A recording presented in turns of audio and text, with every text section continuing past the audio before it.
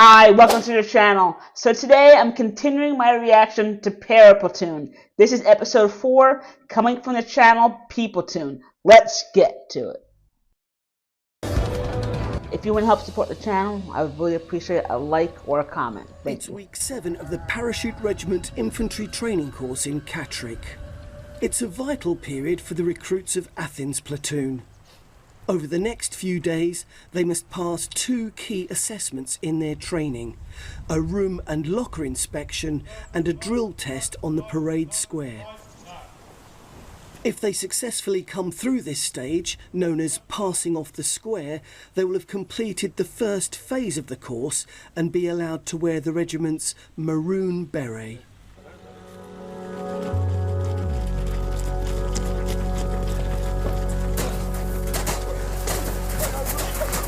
During this time, their physical training intensifies. Some of the fittest men in the British Army are to be found in the ranks of the Parachute Regiment. If the recruits, known in training or depot as Joes, hope to join them, they must develop their strength and robustness. Brilliant, Harper, keep moving. Let's go, Brown, let's go. This morning, they're taking on the obstacle course. Get the rest of the go. Get under there, let's go, start moving. It forces recruits to adopt tactical movements as they must crawl, climb, jump and haul themselves over challenging hurdles. At US Army basic training, we had an obstacle course called Fit to Win, and we actually got to run through it twice during our training. But the second time we ran through it, we actually ran it as a squad, and the goal was to see which squad could have the best time. In my squad, we had some of the fastest runners in the platoon, as well as some of the slower runners. Yet somehow we did actually manage to come in first in the squad competition. It was definitely a good memory. It's just different physical limitations which are imposed. So, for instance, monkey bars, using your upper body strength. Stop moving. Good. Yeah, we had that too. Monkey bars. And then you've got the rope bridges you walk across, or the ropes you climb. It's just a different type of physical fitness. Upper body strength's always been an issue for me. You know, I've got quite big legs, you know, good legs and that, but I've always had quite a small upper body. The monkey bars, that is really difficult for me because I've not got a lot of upper body strength. So it is doable without kit, but when I've got kit on my back, it's really hard for me. Are they wearing full body armor with plates? I mean, I don't think so, because with plates, I mean, that would be very hard. Some are struggling to hang on as they find the course a hard battle to win.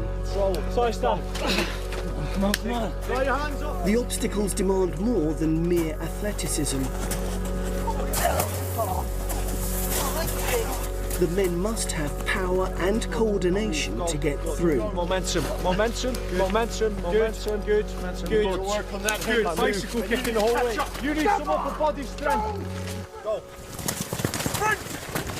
They must tackle the course as individuals before coming together in their sections to compete against each other. Fucking throw him out the way. Go. One. Break through, Joe. Fight through. Low. Faster. You need to move. Stay low. Make sure you drag them out. You understand? Stay low. Stay low, dude. Stay low. Let's go, lads. Let's go. Ready? Catch. Push him over. Come on. Wait, just go over. Push. Red side. Get him up. Good. That's a good teamwork. Red, it's the last bit. Only if they can work together as a team and leave no man behind will they succeed. 2 sections here, man. Look at your man that you left alone. You left your man alone with kit that's unfucking serviceable, right? He couldn't have had ammunition. You just left him. How many? Yes, sir. You will learn longer. Yes, sir.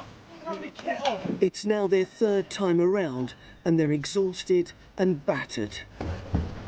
The course is taking its toll. Get yourself up. Come on, fight it. Get up. What is wrong with you? Cramp. Fucking sort it out. We need to stop the fucking battle because of cramp. Just run past with a cramp. They don't run out on the move. A firefight won't stop because of cramp.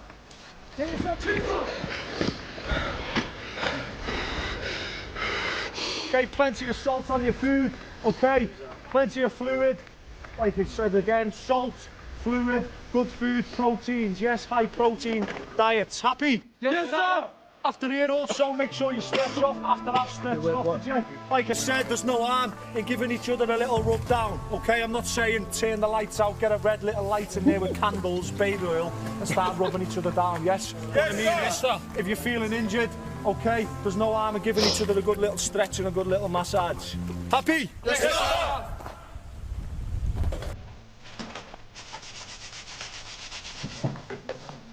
Becoming an airborne infantry soldier isn't all about brute strength and aggression.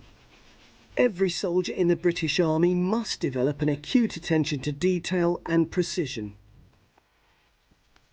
In the heat and chaos of battle, concentration and uniformity could be the difference between life and death.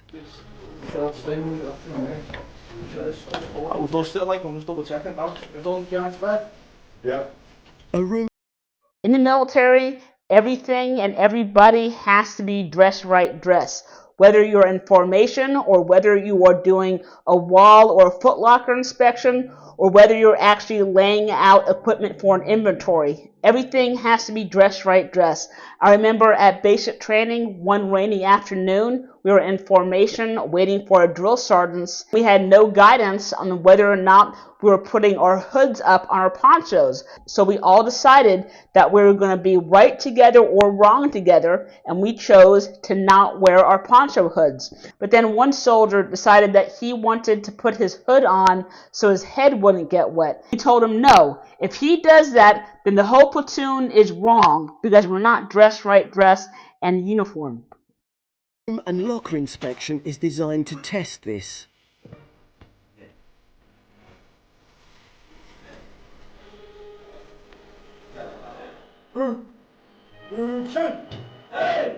First in is Corporal Hartree, a veteran of 2 tours of Afghanistan. Every inch of his section's room must be spotless. There's a number of reasons why it's important. One of them being, again, acquiring that attention to detail that is important to have as a soldier. The other, displaying your commitment to health and hygiene and having things as they should be. And thirdly, the uniformity within lockers or within the section all comes down to the fact that we need uniformity in the army. Exactly. All items of clothing and kit must be unblemished and meticulously laid out. And orders. While they're wet. During inspections, recruits are questioned on what they've learnt so far about fighting procedures. Right, ammo states then. Drink water. Who do you think the 2 sergeant gives that ammo state to once he's got all the ammo states in from the sections? To Fucking hell. Mud on boots. Any kit below standard must be rectified and shown again later that night. Show clean tonight. Smock. That's what I told you yesterday, to have them clean. yes, Corporal. Show parade. Trousers. He has to know what the mission is, Yeah. what the objectives of the mission are, anything that he needs to get, or any... So what else are you going to want to know, yeah? So you're going to want to know what you're doing. Yes, Corporal. Why are they wearing covers? In the U.S. military, or at least the U.S. Army, you are not allowed to wear a cover inside at all. The only exception would be if you are doing some sort of training that would require you to have your helmet on. the drill sergeants who can wear their campaign or Smokey the Bear hats, or if you are an MP under arms, then you can wear a cover. Other than that, though, you're not allowed to wear a cover inside. What are you going to want to know? You know what you need to do.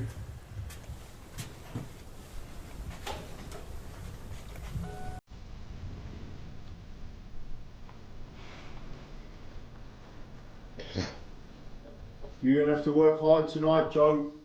Sort your lockers out now for the platoon commander's inspection in 3 minutes. And this is only an inspection before another inspection before the final inspection. Room shut! Next in is Captain Ratcliffe, the platoon commander. Morning, Joe. How are you doing? Morning, sir. And Sergeant Bishop, his platoon sergeant. You'd start wearing these, break them in, because otherwise they're going to fucking hurt your feet when you start wearing them, aren't they? Yes, Sergeant. These magazines been cleaned? Yes, Sergeant. My admin was not too good in the first week, so I was always getting picked up on locker inspections. Same thing with the U.S. military. If you have a higher up coming to inspect you, then all levels of the lower chain of command and NCO support channel will come and inspect you prior, because how you perform on these inspections reflects their leadership, and they do not want to look bad. So that's why they're very harsh and critical. Attention to detail is key, especially with this stuff. So, Sergeant, Sergeant. show clean tonight, magazines. Sergeant. Magazines, particularly big one for me, that's part of your weapon system. They need to be clean. You know, if you've got rusty or dirty magazines, you'll get stoppages, and that's going to cause problems when you're in operations. Sergeant Nicholson, what have we got? 3019 6657, Private Nicholson. Even though I'm absolutely shit with admin, you know, we kind of help each other. You know, I think it was Blackledge who did all the folding for me. I was like, Blackledge, I cannot fold, I'll iron some stuff for you. You just fold all my clothes up. Magazines being clean, Nicholson, from the exercise. Yes, cool. Yes, Sergeant. Fucking demoted me. 50 press-ups, Nicholson, for demoting me to corporal. Yes, Sergeant. Ooh. 0, 1, Good effort, magazine. 2, 3. Thank you, Sergeant. They count as 0. The recruits have had 24 hours to prepare for the final inspection. Two senior figures in the training establishment, Captain Armstrong, the second in command, or 2IC, and Company Sergeant Major Hamilton have arrived. If there's a toothbrush a centimetre out of place or a speck of dirt lurking at the bottom of a magazine case, they'll spot it. Okay, between the 2 years, start reeling off optional. Protection, Ammunition, weapons, personal cam. What are you going to be doing this weekend? Seeing my girlfriend, sir. You don't have a girlfriend. I do, sir. I hadn't seen the Sergeant Major of the 2IC before, and it was like, I don't know how to take it, what questions are they going to ask us, am I going to get them right? I hope they don't ask us subjects that I'm not very good at. And what have you enjoyed about training? the PT, sir, mostly. And what have you not enjoyed? Not being able to have a brew whenever I like, sir. I'll get a couple hearts to make you more brews. Sir. You want to impress them, sort of thing. You don't want to like be told you have a shit locker. What did you do before you joined the army? Student, sir. What did you study? Geography, business studies, ICT, biology and general studies, sir. Yeah. Did you study keeping your lock secure on lockers? Ooh. No, sir. It's the first time you're meeting someone like that in camp as well, so you know you don't want to mess up. You don't want him to notice anything about you, because this is a world where if they know your name, it's most likely because of a bad reason, you know. So at that moment in time, you don't want him to have the first impression that you're a bit of a shit stain. If everyone else's stuff's immaculate and yours isn't, then you know he's going to notice and he's going to remember your face. That's not what you want. So. Remember, he was the same guy who actually came to the reception in a t-shirt and jeans when everyone else was wearing suits and ties. But yes, he is right though. It was a bit nerve-wracking. Up to week 7 in their training, the recruits of Athens Platoon are only allowed to wear forage caps. But if they pass off the square, they can swap them for the maroon beret. Before then, they must shape them. Grab hold of the leather band, don't shave and shape because it'll shrink, okay? So you place it in the warm water, then you place it in the cold water, okay? And then you rinse it out, and you keep doing that systematically. The maroon machine, it's earned, it's not issued. So we do take pride in the beret that we wear. We do take pride in the reasons why we wear a maroon machine. Okay, you place it into the hot water first. Doing the beret shaping, it's almost bringing them, or they feel that we're almost accepting them into our brotherhood. An absolute pleasure to put that on your head for the first time. You know, a bit overwhelming to look at yourself in the mirror and just think, 6 months down the line, this is going to be me. You know, it's got to be the proudest moment of your life up to then. Right, what you're looking for is the leather band, just above the eyebrows, just as it is there. Until you shape it and bring it part of you, that's when it does start becoming a sense of achievement almost. Even though they've only just shaped it and they've got it in the head, they've got to pass off the square to enable them to wear the maroon machine. Right, don't worry about placing the cap badge on, because we'll do that, because we can't trust you. We can't even trust you to pass bastard messages on, let alone put a beret on your head. And that is what you're looking for. If they do pass off and wear the beret, they can only do so with a green backing behind the winged cap badge. It's like a paratrooper's L plate. When you put on your beret, you feel like, I'm on my way to be a paratrooper now. It feels so close, and yet it's so far away. Big moment this day. First time I've had this one on me. When I put it on, I was like, right, I've got you with the green backing, so now we're going to take that green backing off. I see that a few of these guys actually have yellow wristbands, and I don't think they all went to a club the night before, so if someone can fill me in on what those yellow wristbands are, thank you. It's a stepping stone to your goal. It's like something special that's there that you can't touch. And the screws are always on about, respect the beret and the cap badge. And you're not allowed to even touch it. You've been issued it, but you're not allowed to touch it. It's like having a toy and not being able to play with it. But then, you finally get to put it on your head and you're like, yeah. You feel like more of a soldier then.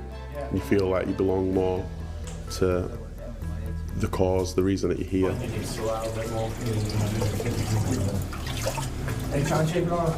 Believe it or not, they will take a long time shaping this beret.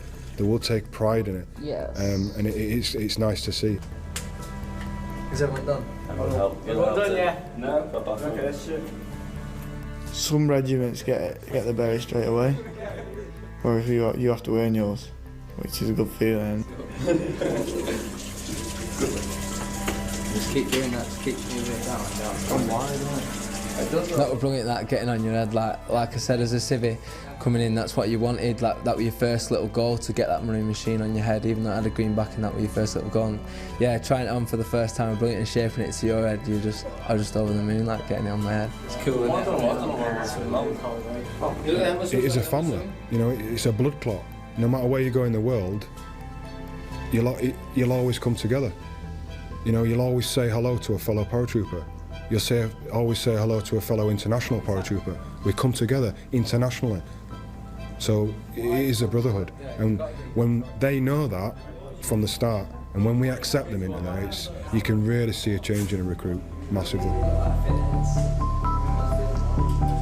In the U.S. Army, after you go to airborne school, you can actually wear your jump wings, but unless you go to an airborne unit, you don't wear the maroon beret.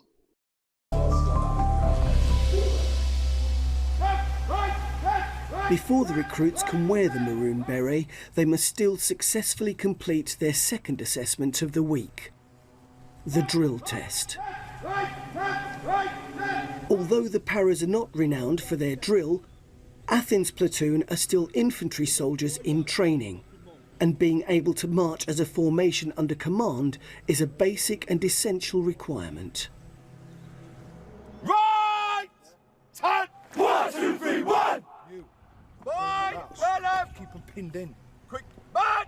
Left, right, left! They have one last chance on the drill square to ensure they're in step before the test itself. 2, 3 down, 2, 3 up, 2, 3 down, 2, 3 about, 2, 3 in, 2, 3 left, right, left. I practiced on a night time by myself, I would say, because I was pretty bad at it. So, and you like kind of think if you don't pass that, you go back to week 3 or something. So you're just thinking, no way. Joe, lock these fucking arms in to the side of your body. Change in step. Change step. Left, left, right. Change step. Left, left, right. It's probably their first major hurdle, really, passing off the square. Left, right, left, right, left, right, left. They'll do the drill test, and they'll be testing their regimental history, and again, it's a sense of achievement for them. Front. Front, away! Get back up, not quick enough. Eyes! Front, away! Get a fucking grip of yourself. We'll find out soon. That's it. 3020-0295, Private Bailey, sir. Where are you from, Bailey? Portsmouth, sir. Inspecting them is the training establishment's adjutant, Captain Rob Seifert. The men must prove to him they've reached the standard expected at this stage of their training. And it's a tense moment for the training team too. Private Nicholson, sir.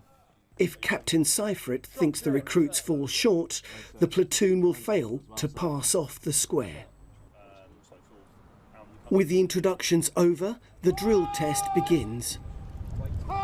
1, 2, 3, 1! They must first march as a platoon. I wonder how often a platoon actually fails. That seems like that would probably be a rare event, but... Left, right, left!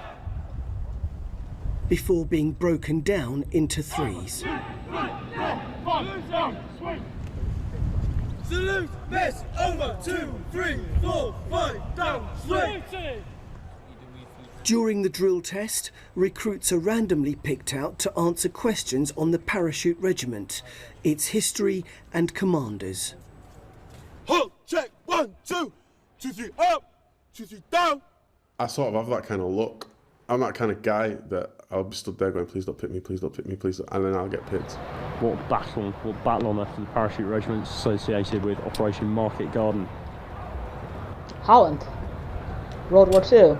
The worst thing about it is I knew the answer, and I have no idea why I said that. Normandy, sir. Close. Market Garden was Arnhem. It was just off Normandy. I got it wrong at the moment in time. You're always going to get recruits that panic, and more often than not, they do know the answers, and they have taken the time to study it. What's your company commander's name? Company commander's name. I just froze. I was like, oh my god. It was Corporal Hewitson actually, who popped his head round and went, Major Mort. It's Major P. Mort. Finish the sentence with a... Sir.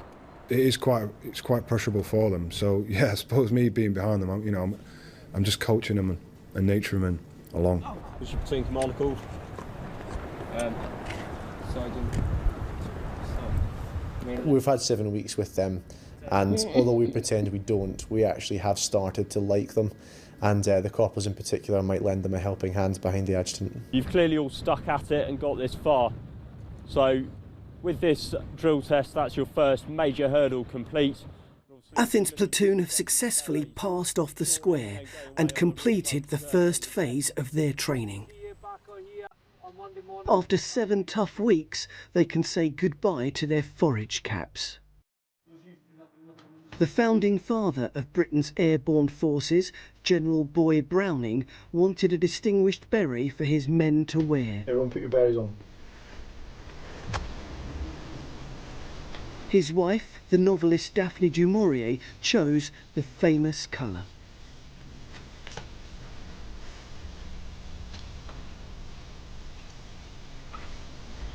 What you've done in your journey through weeks 1 to 7 is earn the right to wear the training beret right? It's like learning to drive a car with either an L sticker or a big green P on the back of it.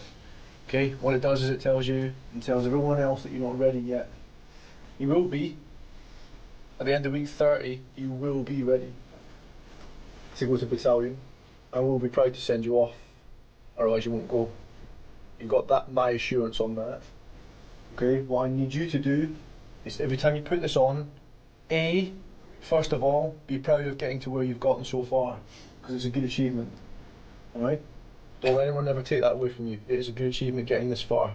However, you've got 13 weeks until P Company. That will go in a flash. Because you now wear this berry that we wear, even though you've got the green disc on the back, everyone looks at you differently. Everyone in this training establishment looks at you differently. Everyone on the outside looks at you differently. If you weren't giving it before, you fucking well will give 100% in everything that you do now. Be proud to wear this berry, and let this training team be proud of the fact that you wear our berry. It works two ways. Do you understand me, Joe? Yes, sir! Don't let the standards drop from now on.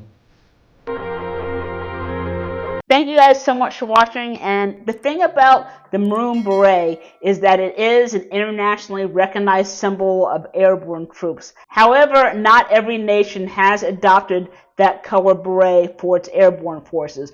For example, I think in Russia, they actually wear the blue beret. Once the next episode is filmed, I'll put it right here.